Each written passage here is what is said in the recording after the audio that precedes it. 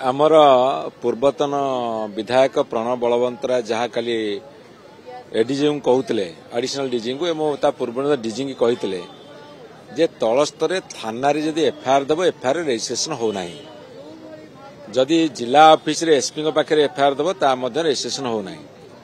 तेणु से निष्पत्ति नेले निष्पत्ति साथ दल सहमत है जे आम सीधा सड़क डीजी को जाके एफआईआर दबु आपन जदि थाना रे एफआईआर रिसीव न करेंगे स्पीडी पोस्ट रे पठेले रिसीव न करेंगे रेजिस्ट्रेशन न करेंगे तेणु डीजी की दिगला खाली एवं डीजी की दिगला डीजी की एफआईआर दिगला निष्पत्ति करागला आपण केते समय भितर तांको अरेस्ट करेंगे तेणु सेमाने जितेबले ए कथा को मानिले नाही बा गोटे कथार को गोलिया कले सेतेबले निष्पत्ति करागला आम ये अहोरात्र धारणा दबु जेते पर्यंत जो माने मिसक्रांट्स जो माने होलिगान्स जो माने गुंडा से माने अरेस्ट न होइछन्ती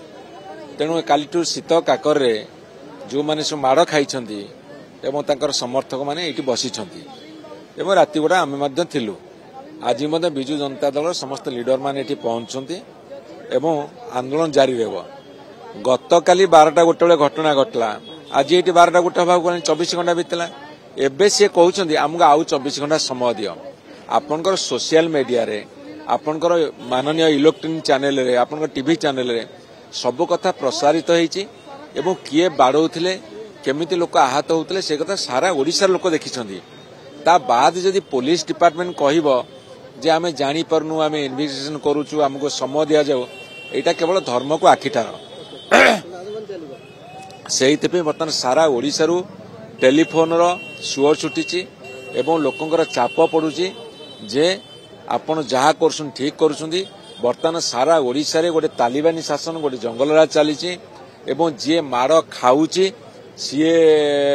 जेल जाऊची बा दंड पाउची जे माड़ दउची से सुरक्षित भाव में बोलुचे बर्तमान ओडिशा शासनटा ହେଇची माड़ खाइथिबा लोक दंड पाउची माड़ देइथिबा लोक आनंद रे सुरक्षा पाइकी